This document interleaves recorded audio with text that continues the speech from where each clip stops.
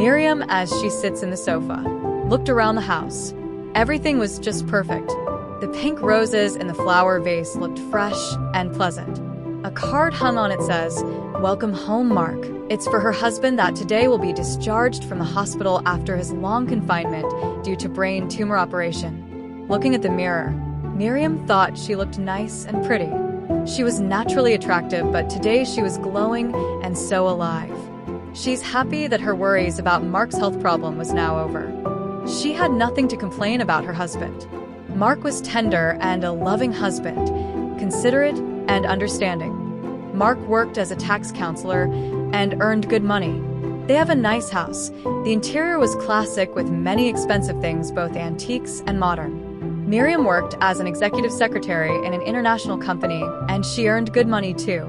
When she and Mark got married, they made an appointment to have a child or children after they have financial stability, and after 8 years, they were ready to have a baby, but then a tumor in Mark's brain was discovered, and he must be operated. It was done, and now Mark will be coming home. The reaction of Mark was not what Miriam expected. He even did not notice the flowers. Mark seemed in deep thinking. You're still not feeling well? Look, the roses, and it's for you. Miriam said to Mark. Mark did not answer, so Miriam repeated her question. What kind of question is that? You know I just came out the hospital. But I like only... Just be still. Let me rest. Will you please? Is there something you need? No. The days that follows, Miriam noticed that Mark became a different person. He was always angry and seemed to watch her every moves. When she went to work, he would tell her to come back quickly after work. Arriving home, he would ask her many questions, what she did the whole day and who she talked with, all for Miriam understanding nonsense questions.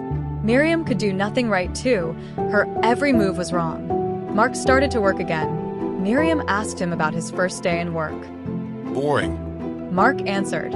Miriam looked at Mark for more explanation about his remark because as she knew him, Mark liked to work. But because Mark said no more words, Miriam asked. Why? Why? Do I have to explain it to you? It's boring, and I will not come back there to work again. You're joking, right? I am not joking. I mean what I say. If you will not believe what I am saying, then don't ask me. Mark angrily walked away from her, entered their bedroom, and closed the door hard. Miriam was shocked. She did not expect such behavior from Mark. For a while she was nailed where she was, as she doesn't know what to do, but then later, she followed Mark into their bedroom. Inside their bedroom, she saw Mark lying on bed with 2 arms behind his head and just staring the ceiling, seemed not noticing that she entered the room. Miriam sat on the edge of the bed and asked Mark. Something wrong? Nothing is wrong. I think you have to see a doctor. Hell, what do you mean by that? I need no doctor. You became a different person. You acted so strange. You're not the same Mark I know. You really need to talk to a doctor. What doctor? The psychiatrist? You think I am becoming crazy? That is not what I mean. Maybe it's because of your medication and the doctor has to change. Miriam did not finish what she was going to say because Mark with his fist suddenly hit her at the back of her head and said to her shouting, Boring, nagging, and an idiot bitch. Leave me alone, or you will bath in your own blood. Mark said it as intended. That's what Miriam felt. So, she went out the room tearfully. Miriam sat in the living room crying for how long she doesn't know. She could not understand what's happening with Mark. It was the first time that she put his hands on her. When she touched behind her head, there's a bump and she felt the pain. He did pain to her when she was just worried about him. Darling, I am sorry. I did not mean to hurt you. Miriam did not notice it. Mark was standing in front of her. Mark was apologizing. She did not answer. Let me look your head. My golly, does it hurt? Don't touch it, it's painful. Darling, I am so sorry. It was just an impulse. Moment, I will put ice on it. Mark's voice was so sweet and tender, the usual way who Mark was. Then he went to the kitchen to take a block of ice in the refrigerator. Why did I do this terrible thing to you? I am sorry. Darling, please forgive me. And Mark hugged Miriam and kissed her.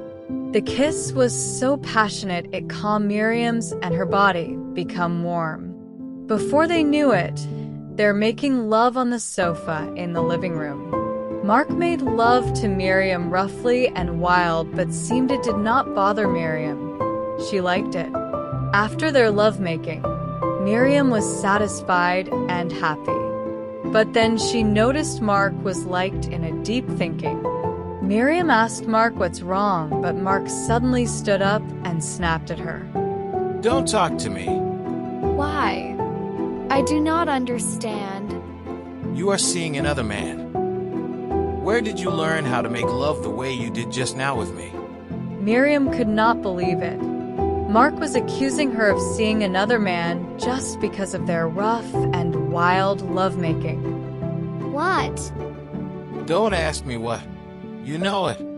Mark suddenly choked Miriam as he put his hand on her neck.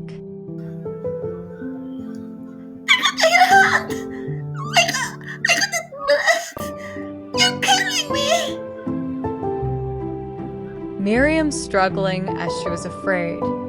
She see the fire of anger in Mark's eyes. Then suddenly Mark takes his hands out from her neck. Mark growled and pushed Miriam. She fell from the sofa and hit her head on the edge of the center table. But Mark was not bothered. He stood up and went to the kitchen, took a bottle of beer, and sat down at the dining table. In pain, disillusioned Miriam went inside the bedroom, lay down on bed, and cried. The next day, Miriam, as she's preparing herself for work, she saw in the mirror the bump in her forehead. The bump behind her head was not yet gone, and now she had one in her forehead. Mark did not sleep in their bedroom. She thought maybe in the guest room, but she dared not to look. At work, Ria, a colleague and best friend, noticed the bump in her forehead. What happened to you? I fall down and bumped my head at the edge of the table, but it's nothing. You have to take care of yourself. How is Mark? Is everything okay with him? He's okay, only he changed a little bit. Miriam answered, but she knew to herself she was lying to Ria. The changes in Mark's personality were not just a bit. Mark had totally changed, but to herself. Miriam thought that she must keep the problem to herself. Whatever problems she had now with Mark, she must be patient and be understanding. Everything will be all right. The behavior of Mark was only because of his medication. That evening at home, Miriam and Mark were in the kitchen eating their supper with a bottle of wine. I saw a package in the guest room. You opened it. No. Don't dare to open it. I don't like you mind things that are not yours. Can I ask you what's in that box? Books. Books? How come when you don't like reading? Why so many questions? You mind all that I am doing. Those were books about medicine. Now are you satisfied?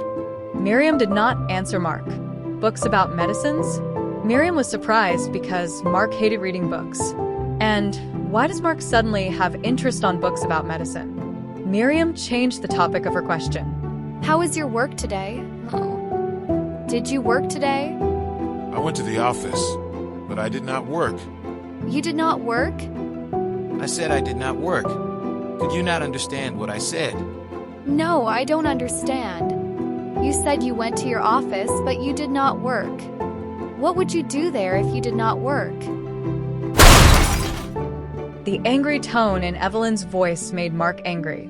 He slammed the dishes from the table and then shouted to Miriam. Look what you done. Clean the floor. You're crazy. You did it by yourself and you blame me. Clean it by yourself. Miriam lost her patience. She stood up and went away from the dining table. She sat in the living room and lights a cigarette when suddenly the glass flower vase on her front broke as was hit by the bottle of beer that Mark threw. Then she saw Mark rushing to her in his eyes. She saw flames of anger. Mark angrily tapped the cigarette away she's holding. Never say that to me again. Because if I cannot control myself, I will stitch your big mouth so that there's silence in this house. Mark grabbed the hair of Miriam and dragged her into the kitchen. Miriam screamed in pain. Let loose of me. Clean the kitchen, bitch. And stop crying or I will pull your eyes out. Miriam did what Mark asked her, and while doing it, her tears were just continued falling down. Mark was watching and shout to her. Same last night, Mark was in the guest room. Miriam heard that Mark was busy doing something. What? She did not know, but she felt fear. She was for the first time frightened of Mark. Then she decided to leave their house secretly. She was already outside their house when she called on her mobile phone, her mother, but no answer, so she called Ria after she ordered a taxi. Miriam, Ria, can I come to your house? I call my mom, she doesn't answer. why, what happened? Why are you crying? It's Mark. I am so afraid. I went out the house and I'm waiting for the taxi. I will leave him. Wait, you called me unexpected. I had a male visitor. Ria had someone in her house, and she gave a hint to Miriam that she could not come to her place. Miriam just finished talking to Ria when she saw Mark standing behind her.